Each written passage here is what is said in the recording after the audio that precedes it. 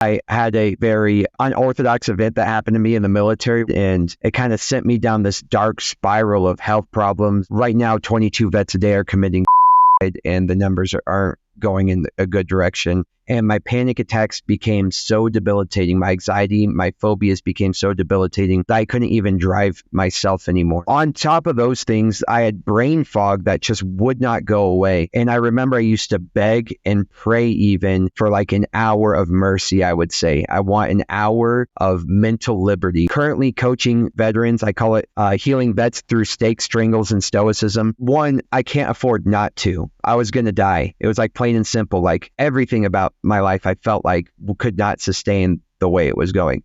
So Chad, welcome. It's good to have you here. Thank you for signing up for this. And I guess you have a bit of success story you want to share. I like the shirt, by the way. I'm a vet as well. I was an Air Force guy, but appreciate that. Anyway, let's just get started. I guess this kind of gives a little bit about your background, where you came from and what happened. Absolutely. Yeah. I had a very unorthodox event that happened to me in the military where I almost died, and it sent me down this dark spiral of health problems. And I guess I would say that it affected me mentally and physically to the point where I became like almost to a state of crippled or decrepit, like a version of who I used to be. And going carnivore and going like on a path for the proper human diet saved my life. And I'm trying to get this message out there to as many veterans as possible, because I think there's so many veterans who are suffering from PTSD and they think they're stuck or they think they're broken, and that's just the rest of their life, and they're stuck taking an SSRI for the rest of their life. And right now, 22 vets a day are committing and the numbers aren't going in a good direction. And I believe that's environmental and not something that is unavoidable. Yeah, amen for talking about that, because I too have seen a lot of people with PTSD who have significantly improved that condition, in part by improving their diet. So I think if you neglect the dietary piece, you're really doing these guys a disservice. And you are right, the problem is huge. And a lot of our veterans are suffering, and perhaps needlessly. Again, it doesn't hurt to improve someone's diet, and among other things that may need to be done.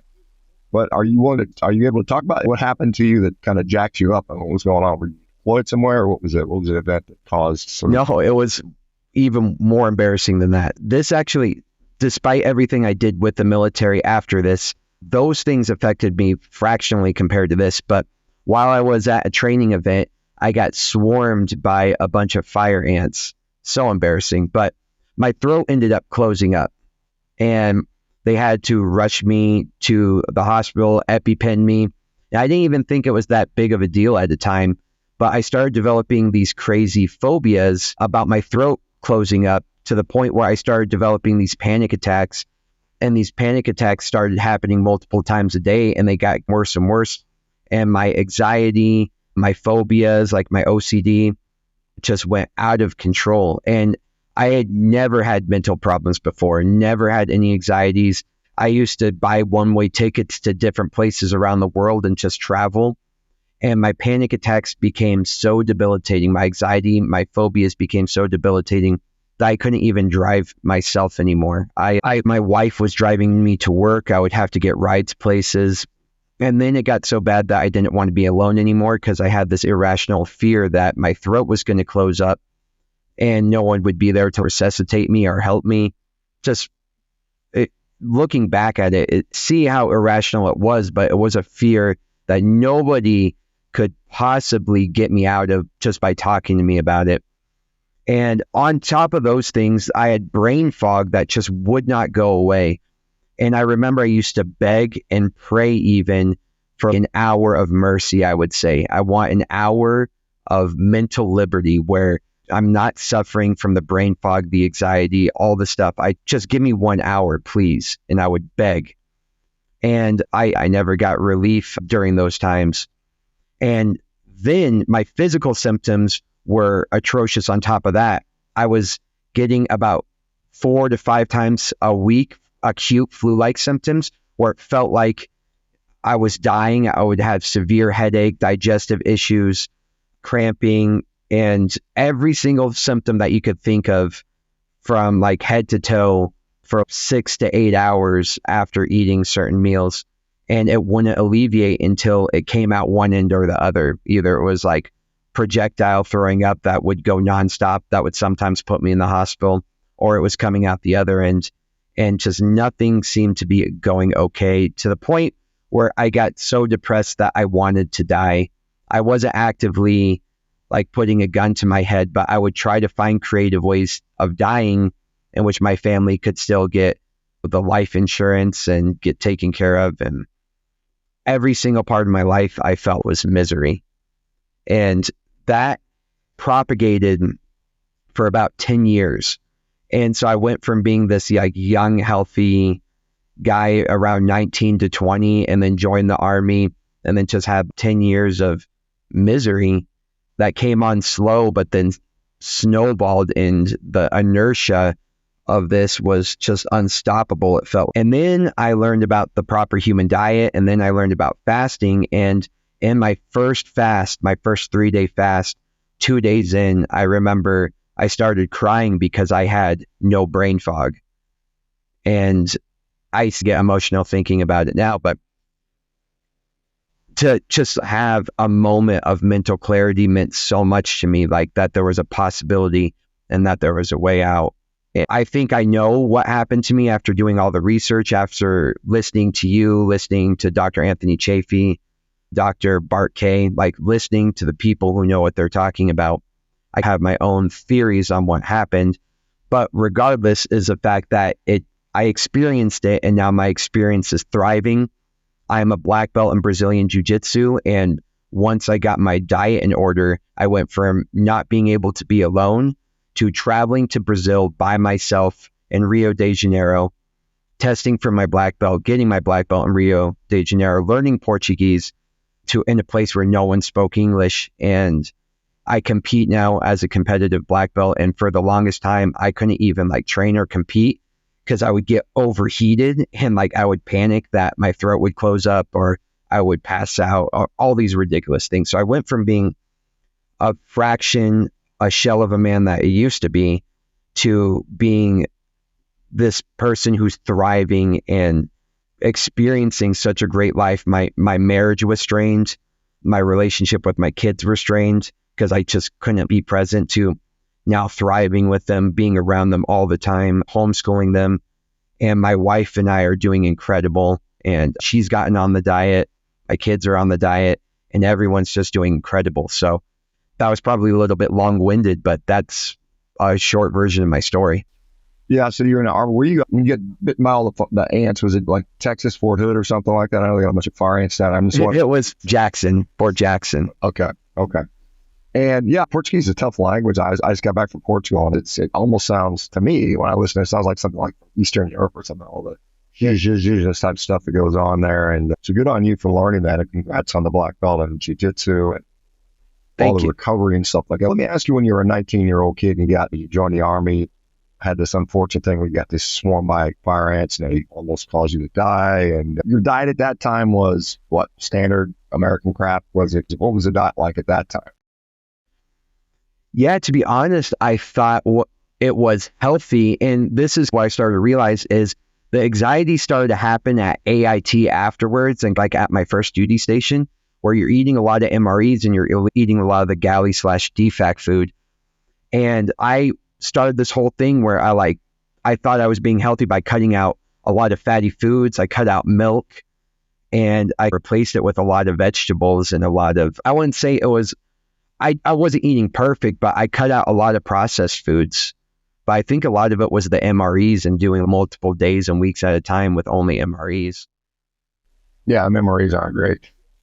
That's for sure. One thing at the DFACs, at least when I was in, you could always get burger patties. I always had a grill going. You could get burger patties, that type of thing. But they're always pushing you not to eat. It's funny how the military is falling in line with the rest of the kind of nonsense dietary guideline recommendations stuff.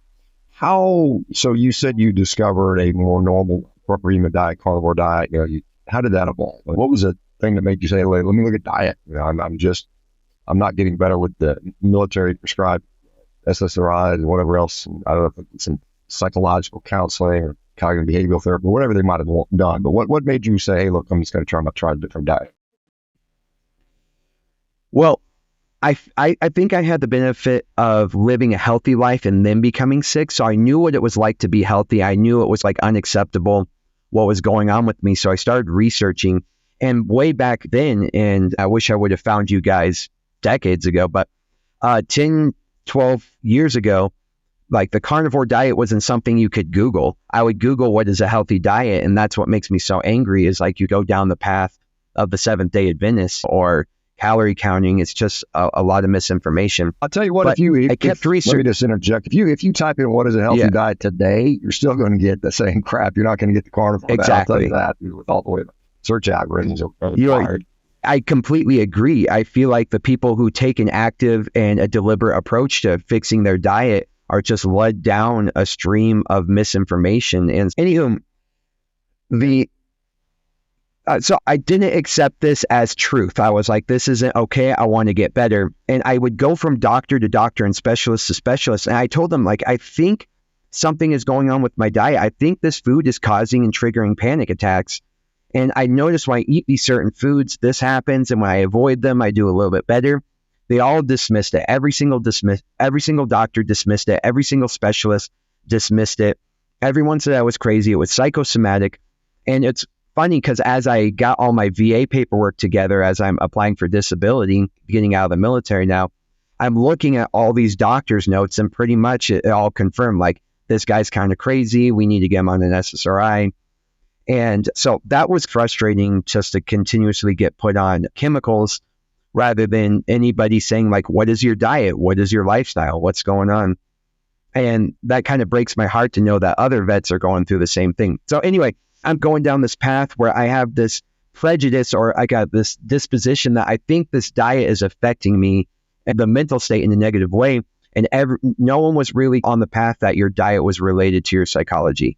And then I see, by the grace of God, I see Dr. Paul Saladino getting his ass chewed by these ladies on this doctor show about eating red meat. And he was the first person I ever came across that talked about a proper human diet.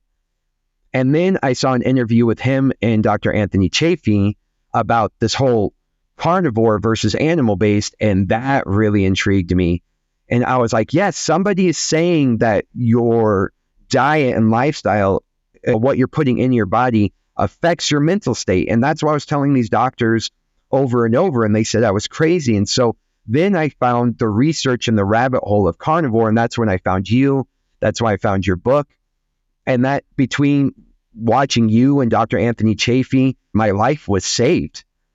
It totally made sense. I started following the advice, and within weeks, of fasting and trying carnivore diet, I felt like my old me almost. I'm glad you found it. And like you, I wish I'd have found it decades ago. I didn't find it until about 10 years ago. I discovered this stuff and adopted it myself about 8 years ago. But so what do you eat? I started with animal-based because of Dr. Paul Saladino. And then I found Dr. Anthony Chafee. I found all these people who made suggestions.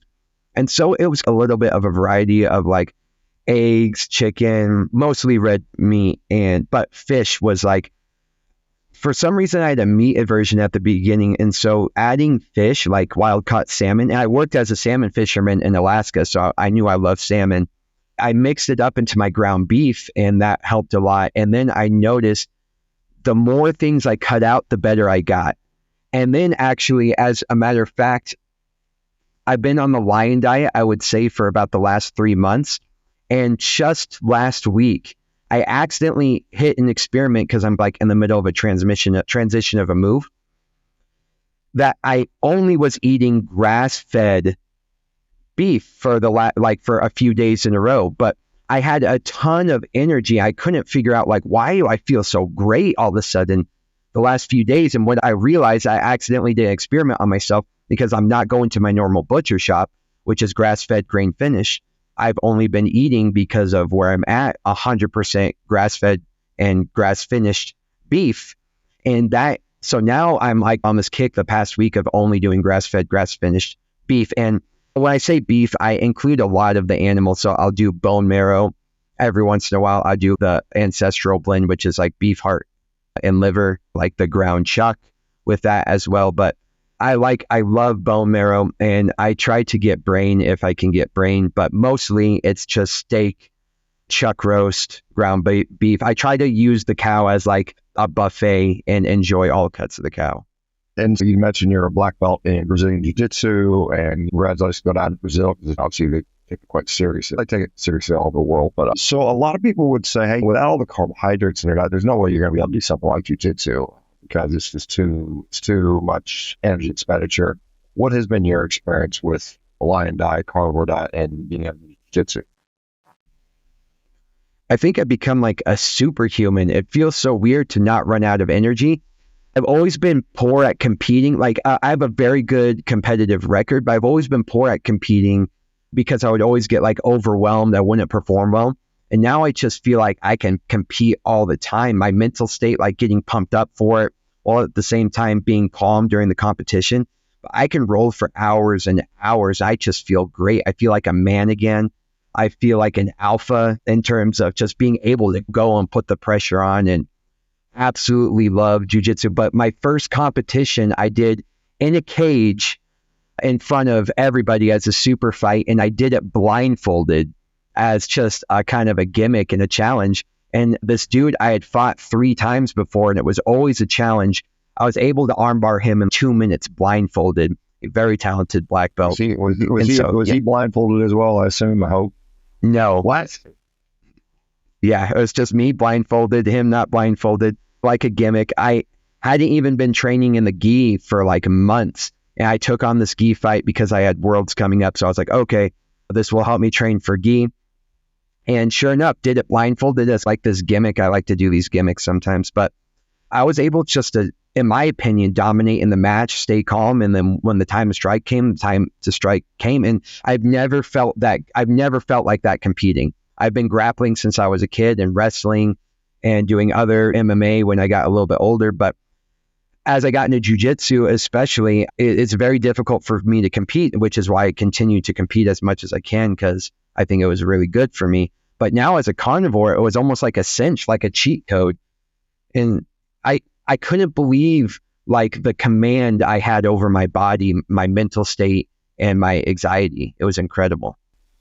So are you out of the military now? Are you still in? I'm not sure where you're at with that. No, yeah, I'm out now. I got out because I didn't get the shot originally. I see. Okay. Yeah, I think a lot of people got out because of the whole COVID pandemic stuff. Not even wanting to take that. So interesting. What do you do these days? When that was going on, I was a government contractor. So when I first started in the Army, I was like a mechanic, and then I went into the National Guard, and I got into search and extraction, and I loved the search and extraction mission. And then I went into tech and the Navy. I switched branches, went into the Navy, and did cybersecurity. And so I was a Navy reservist, and I was government contracting for the Navy. And then I just, especially changing my diet and getting healthier, I came to the second lease on life understanding. And I was like, I'm not doing this anymore. And I started my own Brazilian Jiu Jitsu academy and my own online course for Jiu Jitsu, trying to get as many people involved in Jiu Jitsu as possible, especially veterans. I'm currently coaching veterans. I call it healing vets through steak, strangles, and stoicism, doing the 3, the mind, body, and the soul. And those are the 3 things that saved my life. So anywho, that's what I do. I own a Brazilian Jiu Jitsu academy. I'm in Colorado Springs, so I'm surrounded by military. And so I help veterans a lot in my Jiu Jitsu brick and mortar, but now I'm taking that online. Yeah, so I imagine maybe a few Air Force guys with the Air Force Academy right there in Sea Springs. But so let me ask you, because I don't know your size, weight, whatever, but how much do you weigh and how much do you eat a day to maintain that high level of, I imagine with a studio, you're probably rolling multiple times a day, every day of the week or something similar to that. Is that fair to say?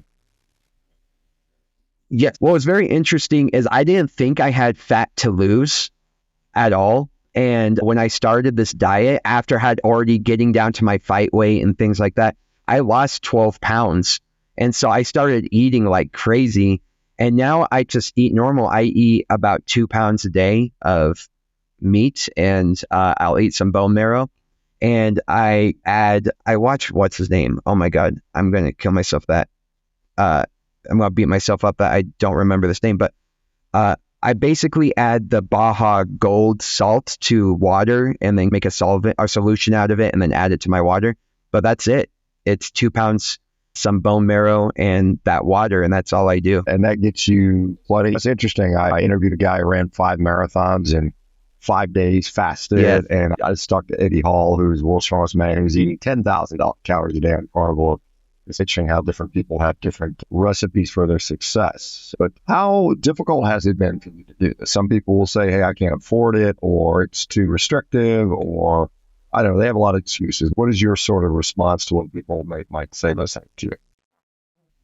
Well, one, I can't afford not to. I was going to die. It was like plain and simple. Like my marriage was falling apart. I felt like my family was falling apart. Everything about my life, I felt like could not sustain the way it was going. So I couldn't afford not to. And I'm not going to lie to you. When I first switched over, I had so many digestive problems. It took me probably about 3 tries. And so going carnivore, where you're like including dairy, was a little bit easier. It was a little bit more about discipline, but giving up the dairy and giving up the carbs, realizing how addicted you are to carbs, that was difficult for me. I probably had one of the hardest transitions in terms of what I could research of getting over to carnivore. But the thing is, I wasn't going to allow any excuses. I understood the logic behind it. I understood the reasoning behind it. I understood that this is proper human diet. Evolutionarily, I understood that we got to treat the body like the temple when it comes to theology and spirituality. I knew I just had to get there, and it took me a few tries of getting there, but I knew that I had a messed up gallbladder. I learned later that I had a messed up pancreas, and I probably didn't have enough stomach acid. So it was very difficult transitioning over. But once the transition happened, it's the easiest thing in the world. I love cooking every single day. And when I calculated how much I was spending in groceries, I save money now.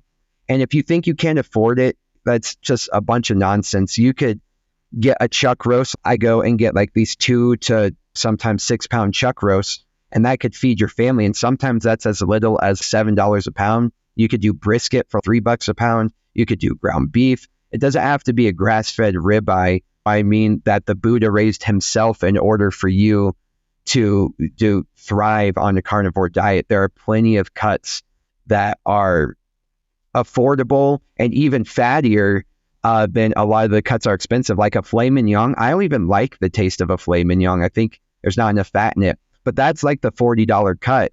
But I love like ground beef chuck roast, and I do love a ribeye, but like the fattier cuts don't always have to be the expensive cut. When I looked at how much I was eating out, especially with people, I bet people could afford carnivore just on their coffee budget, not doing things like including tobacco, alcohol, eating out, treats.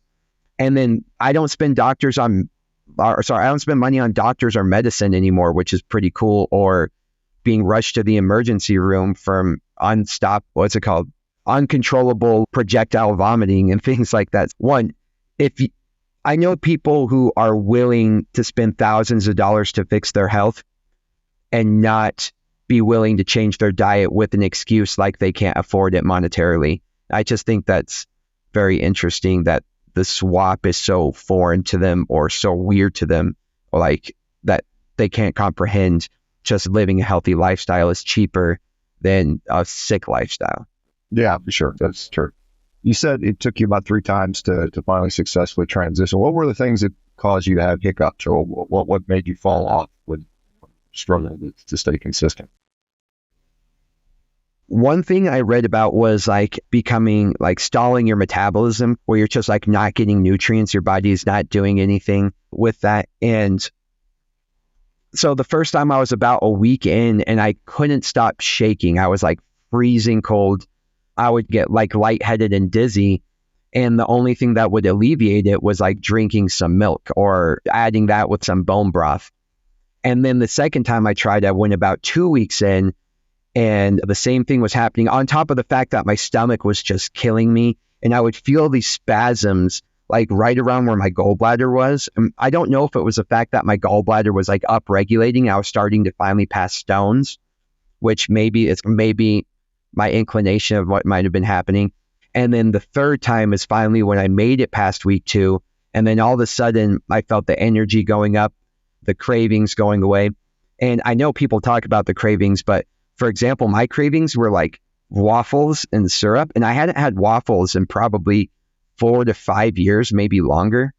Yeah, probably way longer than that.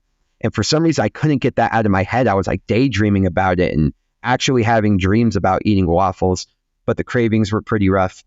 And then I noticed including cheese for a little while to help the transition. And then once I got rid of cheese, it was like I was homebound. Yeah, okay. Yeah, it's interesting. Some people, because people were commenting about dairy not being carnivore, and again, I work from the carnivore diet. Certainly, dairy can be for many people. Depends on how you tolerate it. Yeah, there's some people that don't do well with it, but there's other people who do fine. So it just has to do that. I was in a very type of situations. When obviously you said this has improved your relationship with your wife, your kids, your family, everything's gotten better. When you initially made this transition, were they skeptical? How did that go? Because I'll tell them the wife, because presumably our family members love us, and when they see you doing something weird and maybe they think it's dangerous, they often have concerns. How was that received within your family when you first made this transition? My wife was pretty on board because she'd seen me experiment with so many diets and she'd seen me go up and down. And so we were just trying to find the most, like, I guess, naturopathic way to do this and getting off of drugs, because she was on antidepressants and she was diagnosed with manic depressive bipolar disorder. She was suicidal. She was dealing a lot with antipsychotics, like the medication she was taking. She was even put on ketamine for a little while because she was doing so bad. And her and I were just trying to find a solution, like anything we could do to find a solution. And I guess when Carnivore came around, she was like, that sounds extreme, but I always kept her kind of like up to date, sending her certain information and clips and things like that.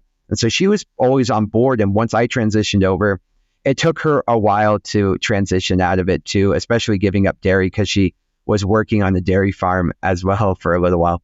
What's very interesting was my sister and my mom, when I started to do this, how do I even say this? Because I was trying to tell my kids, hey, when you go to visit your aunt, my sister, or grandma and grandpa, try to eat as healthy as possible. I don't think these things are all that healthy.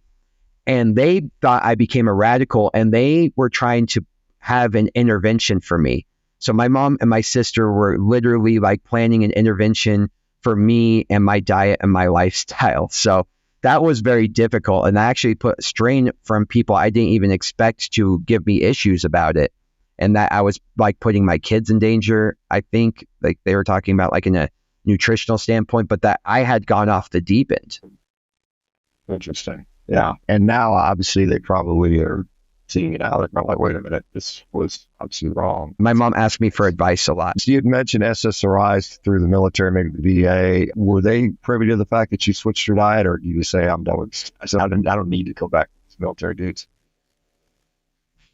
Yeah, actually, I made the decisions on my own because one, I didn't want to be dependent on an SSRI in the first place, but it was like they were telling me that was the only case scenario, was to get on the SSRI, and it terrified me. When you have anxiety and or depression in any way, shape, or form, and you're about to put a chemical in your body that's going to change up the physiological makeup of your neurotransmitters, that makes it even scarier. And then when you know that you become not physically addicted due to the semantics of the word, but you become dependent on it, then it becomes even more terrifying because is this keeping me alive? Do I transition out of this? And the doctors are saying, no, you got to be on it. In fact, you should probably increase your dosage. When I made that decision, it was like, once I started feeling better off the carnivore diet, I just did it on my own, based on my own research without the doctors. I told them I wanted to be off of it and I was going to transition out. And they were like, okay, but I advise against it. And it was the best thing I ever did. I waned off slowly. So the withdrawal effects, they were bad, but not as bad as they could have been. And yeah, I told them, I was like, stop, you can stop prescribing this for me because I'm off my SSRI. And then they all panicked because I told them I did it because I'm on a carnivore diet. And I just stopped telling doctors I do a carnivore diet because they, like when they see my labs, these are awesome. I'm like, yeah, I've been carnivore for the past while. And they're like, no. And the same thing with the psychiatrists as well. Is I did all this with just being a purely carnivore diet, and they cannot comprehend how how I've beaten the system without their drugs. Yeah, interesting. So you mentioned your wife having mental health issues as well with that, and she has transitioned to carnivore. Has it also similarly helped her as well? Have you noticed? Yeah, she's off all medications. We have a completely different relationship. We have completely different political views. We have completely different spiritual views. Everything in our life has changed, and the drive that wakes us up every single morning is completely different. And I know I don't know how appropriate it is to say this, but I went from having one specific type of wife to having a trad wife, like a hot blonde trad wife. It's crazy. I never expected her to ever be this kind of, not that I'm complaining about anything, but our relationship started one way, and now it's so far beyond what I thought could be imaginable. And yeah, she's doing mentally very well. We are doing mentally very well as a relationship, and being a cohesive, synergistic entity in marriage. And so I love it. I'm absolutely in love with my wife. Our relationship is stronger than ever, and I just want to be around her. When I'm not with her, I want time to speed up, and when I'm with her, I want time to slow down. And growing past the struggles, they say, like, rough seas make for the best sailors. And I think her and I make the best crew ever. That's great to hear. And I've seen a number of people comment that their viewpoint on a lot of things changed when they realized that the diet that they've been prescribed or preached about their whole life turned out not to be effective. And this dangerous diet of red meat was what caused them to gain their health back. And then they start questioning a lot of things. And you're not the first person to say that. As far as, you said you're working with military veterans, and God bless you for doing that. But there's a lot of guys that are suffering from various depression, suicidality, PTSD, and so on and so forth, that military veterans. And we don't do, in my view, a very effective job of treating them with the current treatment algorithms we do. Have you been able to see some success with your outreach with military guys and maybe changing diet? And as you mentioned, the concept of steak, strangles, and stoicism, which I think is cool to hear. But have you been able to have some success with that?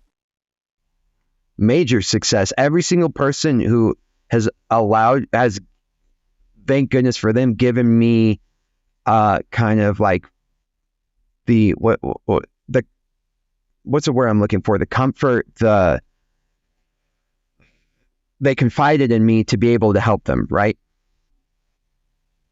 Every single person I've been allowed to help, let's just say it that way. And they've given me that control and sense where I'm like, hey, we're going to control your diet. We're going to control this, that, an aspect about your life, and then completely put you in charge of your own health again.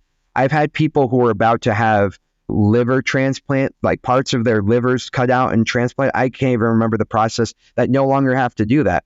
I know people who are going down on a suicidal path and now are loving every single part of life. And so every single person I've gotten involved with that has given me those reins to help them, they have seen drastic benefits. And I go into why I think this is happening. I go into how the studies behind junk food and the hippocampus and BDNF and how all those relate and how it relates to what happened to them with PTSD. And I say that humans are badasses. They are the alpha predators of the world. It should not be the case that something bad happened to you and now you're just like this lesser version of yourself for the rest of your life. Humans are designed to deal with traumas and get over it. And with World War I and World War II vets, we often see that the suicidality and the PTSD and the mental issues are peaked right after the war, but then they got better over time. And what we're seeing right now, 22 vets a day committing, that's over 8,000 a year, and over 5,000 of those 8,000 a year are ages 50 and over. And to me, that shows chronic. That shows chronic signs rather than, hey, you're just broken and this is the way it is. And so anywho, a lot of the people I've been helping are in fact in that age group where they just like, they can't take it anymore and they get desperate. And I would say that most of us went to carnivore not by just, hey, I think I'm going to improve my life. Most of us were hit a situation of desperation, and this is the thing that saved us, and that's why we're so passionate about it. So anyway, yes, every single person that they've given me the opportunity to help them. And hey, this is what we're doing with your diet. This is what we're doing with your life. And a lot of them were in jiu-jitsu already, so they already knew the benefit of jiu-jitsu. Getting them involved in stoicism to give them control, responsibility, and autonomy over their own thoughts and their actions. And the way I say that attributes to all three parts of your body, your mind, your body, and your soul. And the way I look at it is you're an animal, you're a human, and you're an individual, in the sense that do something every day that satisfies the animal part of you. Do something every day that satisfies the part that makes you uniquely human, being that human is its own species and it needs to do its own distinctions from other animals. And do something every day that satisfies the part that makes you humanly unique and makes you separate from all other humans. And so I believe that putting the best food inside your body and emulating the hunt or raising animals with proper human nutrition is like the body. I believe that something like a martial arts, which is designed to keep you human in the most dangerous of situations, having that control over your mind is what you do for that. Being a martial artist is what you do for the mind. And then doing something for the soul, which makes you different from every other human, which is stoicism. And I think that why I choose jiu-jitsu, not only have I been doing it for a long time, but it increases BDNF and increases quite a lot of things. But I think it's important that for veterans to go back to a state of combat, simulated combat, in a safe environment, in a place where people love you, they're going to keep you safe, they're looking for your best interest. It's a sense of camaraderie, community, hierarchy, growing, delayed dopamine, and it's going to help getting that information from the hippocampus, which is probably damaged, and start getting it to the prefrontal cortex. But it's three pillars or three legs to a stool where if one is compromised, the whole structure goes down. And so I believe if you're physically ill, you can't reach mental and spiritual optimization. And same with anything else. If you're mentally down, you won't be able to reach physical optimization, so on and so forth.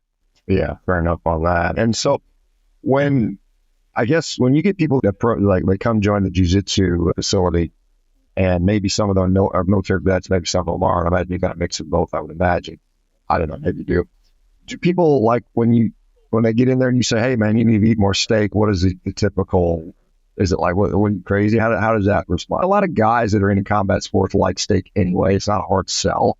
But what has been the sort of initial impression for people saying, hey, eating a bunch of steak and not eating vegetables and fruits and whatever else is actually beneficial to you? You get a lot of people that are like totally think it's nuts. A lot of people think I'm nuts a lot of the time, so that's fair. But no, when I do my gym, I just am me. I don't start pushing that kind of agenda of carnivore and stoicism. With the kids, I push more a little bit of the stoic thing, but I'm just a martial artist to them. And then I mention these things in passing, and then I have a more, I guess, presence and footprint in my online presence. So a lot of the people who follow the gym online, they're going to follow me online, and they see what I'm talking about and they reach out to me, because I tell everybody, I'm like, hey, I'm available for this individual coaching if you want, but I don't press it or push it at all. And then I just have them coming to me over and over again. And then after live rolls, it's always like an hour or two of me talking about nutrition with people and them asking questions and so on and so forth. But mostly the gym is just martial arts based, Stoic and Taoism and other practical life philosophies. We'll talk about it. But the carnivore is something I just stick around afterwards and talk to people. And then they text me or call me or we hang out, and we do it in that manner. And then with online, the people who have been reaching out to me online, I set up free half-hour consultations. So this is what I do. This is what helped me. This is why I think it's important. And that became so big that I ended up creating the most comprehensive, holistic, intrinsic approach to Brazilian Jiu Jitsu for people who want to do Jiu Jitsu, but they have some sort of barrier to getting them involved. Maybe they watch Joe Rogan, Jocko Willink or something, and they want to start, but it's like they're too anxious to walk in the gym. So I created this introductory to Jiu Jitsu guide where it takes you literally from being in your car, guiding you inside the gym, what to expect, like what to predict, what are the taboos, don't walk on the shoe or walk on the mat with shoes on, things like that, all the way to getting into technique, overarching concepts, giving you tools to use for positions, transitions, submissions.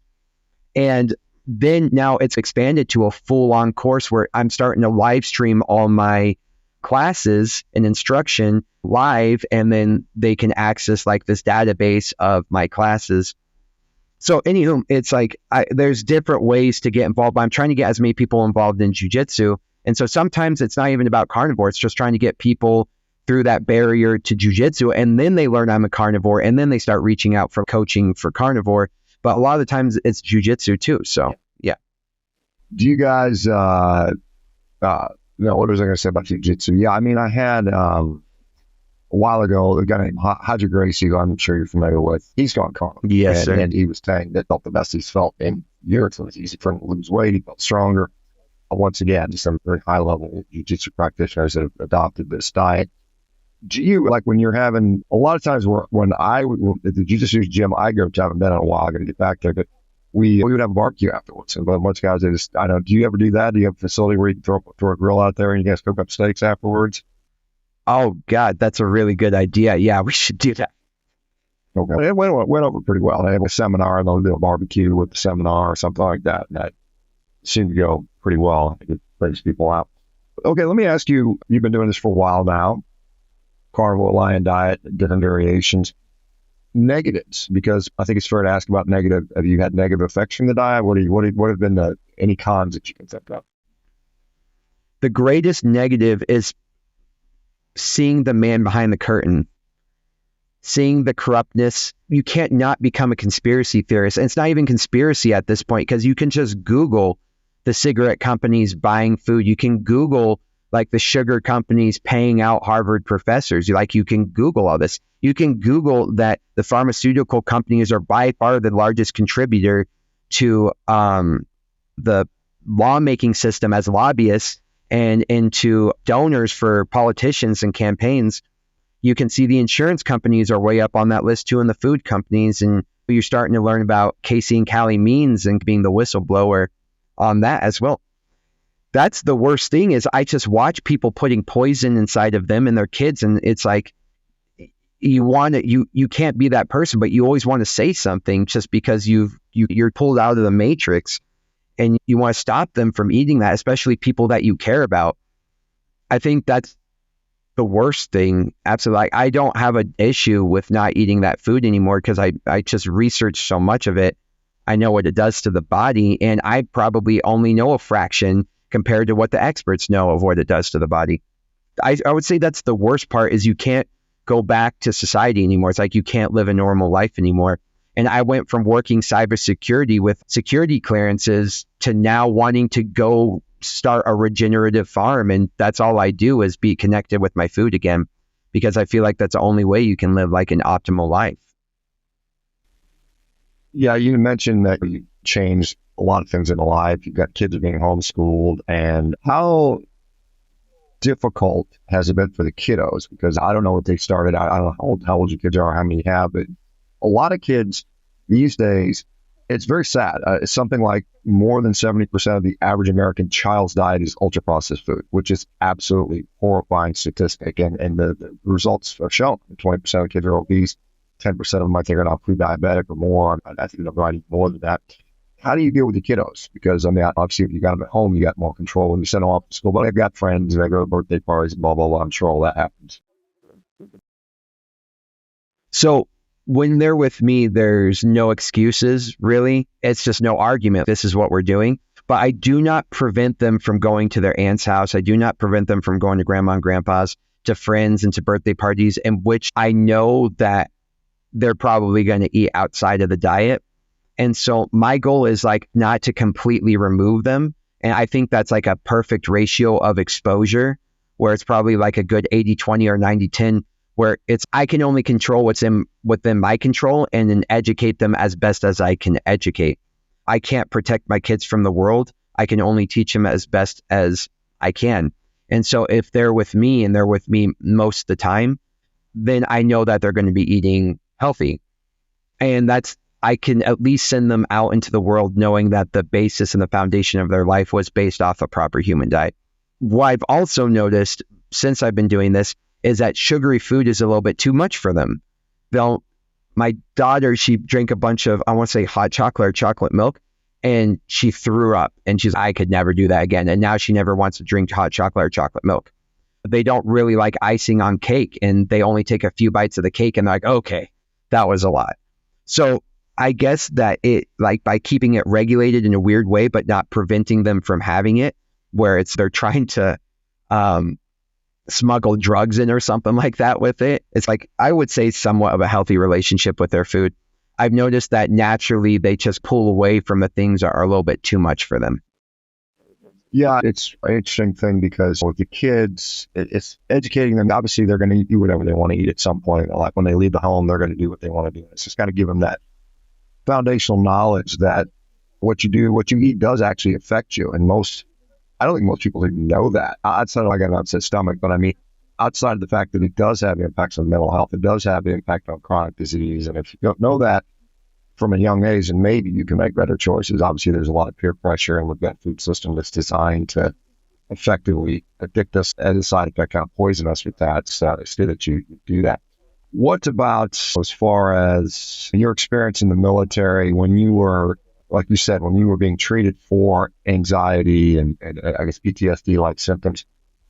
Was there any discussion at all about nutrition, or was it the food pyramid, or did they just ignore it outright, say it had nothing to do with any of this stuff? Yeah, they just actually dismissed it. I would introduce that into the conversation. And the only person I ever got some feedback from was a psychotherapist. And she said, that kind of makes sense because 90% of your serotonin receptors are in your gut. That was the only sort of relationship to that. But no nutrition. In fact, after every single GI visit I went, where I was a young man with scopes going up and down the orifices of my body, he said, inflamed gut, suggest more fiber intake. That was about it. Okay, fair enough. And let me ask you, because a lot of this is maybe TMI, but I mean, a lot of people, you have to have fiber to have bowel movements, regular bowel movements. I assume particularly on an animal-based diet, you're not, or a rather lion diet, you're not consuming any fiber. How does that work? I love it. I went from having horrible digestive issues, from constipation to all sorts of things coming out the other end, to now having consistent, when I say consistency, I'm talking about the texture and the size of my bowel movements, but they come every couple days, every few days. I don't even really think about it anymore. And it's a completely different experience, I would say, rather than either like I'm scared of it, like I'm terrified of it happening, or I'm sprinting to the bathroom. So now it's just like a healthy relationship where it just comes up when it comes up, and that's that. So no fiber actually saved a lot of my digestive issues.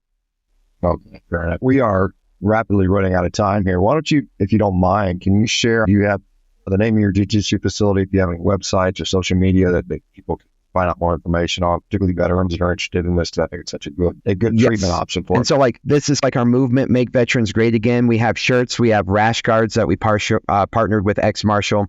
You can find my Instagram, carnivore.combat, my YouTube, carnivore.combat. And I put in the chat here, like the link tree to it, but my link tree is also carnivore.combat. And all those links, if you just go to my Instagram, if you just type in Google Combat Carnivore, you're going to find me. And so, yeah, combat.carnivore on any of those platforms, you'll find me. And yeah, you can schedule a free half-hour consultation with me.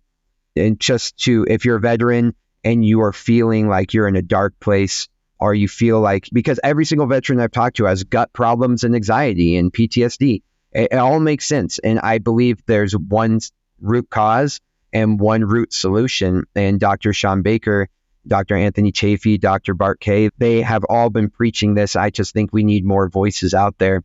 I think a lot of the people who do carnivore end up being women, but I think a lot of men are disenfranchised. I think a lot of veterans just think that they have this mentality of being broken.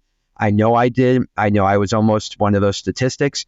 So if you feel like any part of that, do not hesitate to schedule some time with me and just to talk it out, even if it's just to talk. Even if I don't become your coach or whatever, let's connect and get you at least listening to the right people or following the right path. All right, Chad, I appreciate it. Thank you very much. Thanks for your time, man. Appreciate it, brother. And thank you so much for having me on. I'm a huge fan. This was a blessing.